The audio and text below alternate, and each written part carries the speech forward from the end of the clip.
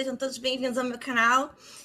Entrevista, Publicidade, Networking e Aviação. Hoje eu vou receber Pedro Furtado, que é consultor aeronáutico independente, CEO de gestão de projetos. Ele está falando do Rio de Janeiro, capital, Brasil. E eVTOLs, e o futuro da aviação.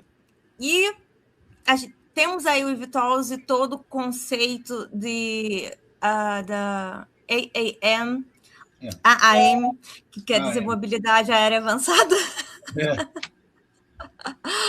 Para quem quiser o inglês, quiser o português, a tradução já está tudo aqui. Não tem problema, todo mundo conhece bem, né?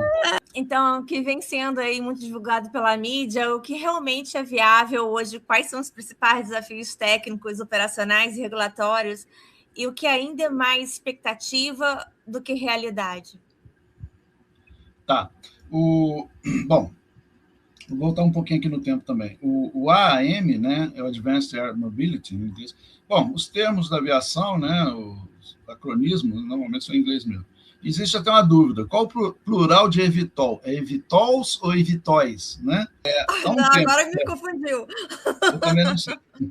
Eu já vi os dois casos. Mas eu comecei até a investigar esse tema, até mais por curiosidade, tá? E por influência de uma grande colega minha, que é a Kelly Góes, ela é da Aviation Council, né? A Kelly é uma das melhores profissionais de safety aeronáutico do Brasil, tá? E um dia eu falei, Kelly, o que é isso aí que você está vendo, né? E ela passou alguns dados, eu comecei a olhar mais pelo lado técnico, operacional, e também com relação a regulamentos, de um modo geral, tá? E, bom, o AAM, ele se divide em U, né? O AM e RAM, o U é de urbano, o R é de regional. Você tem tipos principais, por assim dizer, né? Você tem ele todo elétrico, você tem o híbrido, né, com combustível fóssil, tem jato, tá? Você pode ter um sistema, como é que eu vou dizer assim, de lift push, né, que você decola na vertical e depois você tem um motor que empurra ele no ar, tá? Você pode ter um motor tilt, o mesmo motor que leva ele para o alto, rotaciona, né, e faz ele voar, enfim. Das centenas de empresas, né, que começaram com nesse meio, né, boa parte já ficou pelo caminho, né, aquelas mais sérias, melhor, vamos dizer assim, mais grana, né, com mais dinheiro, tá? Elas continuam. E toda vez que você tem um sistema, né, inovador, disruptivo, a mídia sensacionalista, ela cria os factoides, tá? Um deles é o carro voador vai desafogar o tráfego ao preço do Uber Black, tá? Não é nada disso, eles vendem isso por aí, mas não é bem essa coisa aqui, tá? Não é carro voador, tá? Existem muitas diferenças entre o que voa e o que está se deslocando no solo, principalmente com relação à certificação, operações, tá? Não vai desafogar o trânsito de jeito nenhum, tá? Questão de física e matemática, tá? Não vamos entrar em detalhes. E o custo é um pouquinho maior do que eles estão pensando, até porque nesse desenvolvimento dos aparelhos, alguns dobraram, né, até triplicar de preço, tá? O problema hoje, quer dizer, a grande deficiência continua, quer dizer, o grande problema continua sendo a deficiência energética das baterias. Estão sendo desenvolvidos estudos, né? Isso vai ser resolvido algum dia, mas o fato é que as baterias não se desenvolveram ao ponto de permitir voos mais longos, tá? Outra coisa também. Né? É uma subsidiária da Embraer, não é a empresa?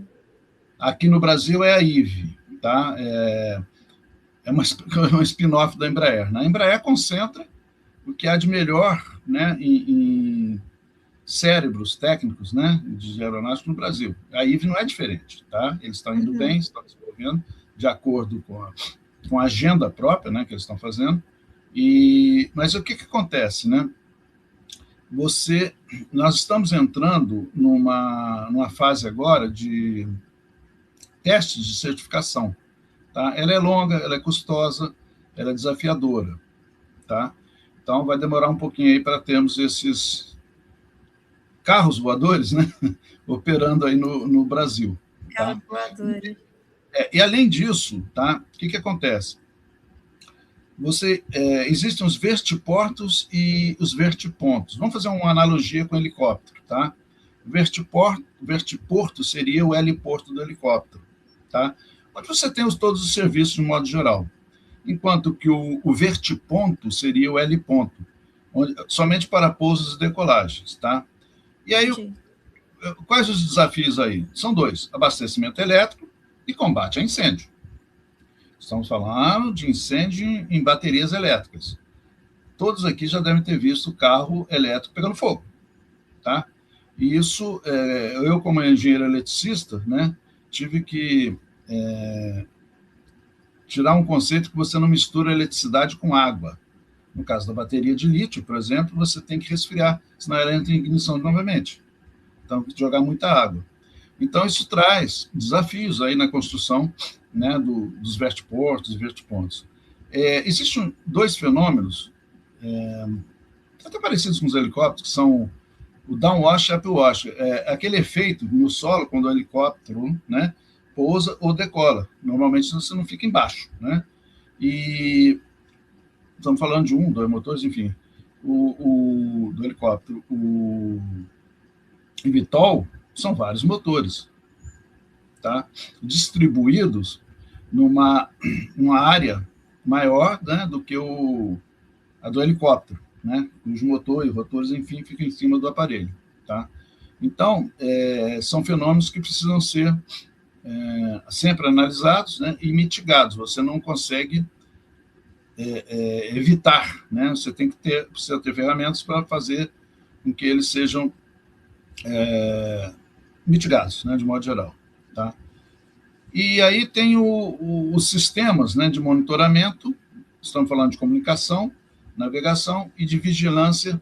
Lembra do ATC? Agora é ATM, tá? E esses novos objetos voadores, eles vão trazer todos aqueles desenvolvimentos que a gente falou aqui atrás, tá? E mais alguma coisa, né? Por quê? Nós estamos falando de um veículo bem menor, né, e bem mais leve do que um avião, até de um helicóptero, talvez, né, dependendo da classe. Então, você não pode... Lembra do Opala? Lembro. Lembra do Opala? Não pode ser o motor do Opala, tá? Tem que ser alguma coisa mais leve, por assim dizer, né? Então, esses são os desafios. Isso está em desenvolvimento, tá? Isso já está sendo, de alguma forma, iniciando os processos aí de certificação, né? E detalhe, quando você cria um produto aeronáutico, tá? Você tenta enquadrá-lo em algum tipo de legislação, na verdade, até mais de uma, né? E para o eVTOL, não tem aquela... Quer dizer, ficou complicado enquadrá-lo em alguma legislação existente. Então, eles estão trabalhando isso, todos os órgãos reguladores mundiais, de uma forma geral, estão trabalhando juntos, isso é bom, tá?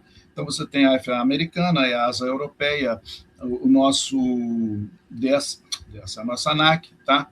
E o japonês, o chinês, o australiano, o inglês também estão fazendo isso, tá?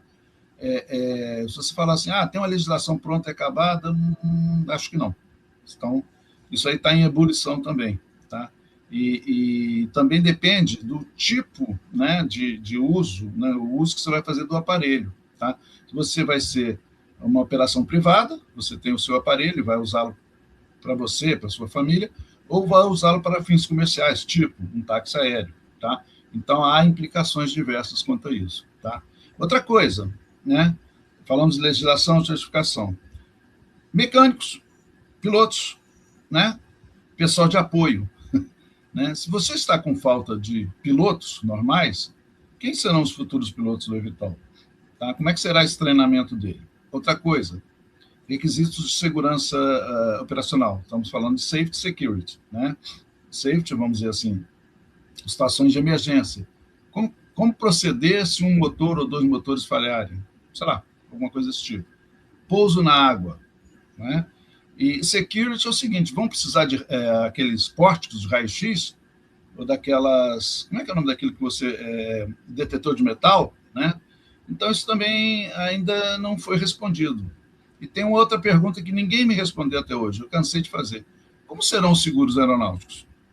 Tá? Estamos falando de seguro do casco, do passageiro e terceiros. Então, serão... Bom, eu imagino, né? Isso aí não vi resposta até hoje, mas eu imagino que eles vão fazer um paralelo aí com as aeronaves, né? Aviões, enfim. Mas eu não vi nada a respeito até hoje. Tá? Eu li uma reportagem que está prevista para 2027, mas me parece meio prematuro isso, né? Me parece. Não, é assim, como eu te falei, né? Essa fase de certificação é muito exaustiva. Tá? Pode acontecer de acordo com a expectativa, né? Ou não. Tá? Agora, operações comerciais, na minha modesta opinião, ainda vão demorar um pouco.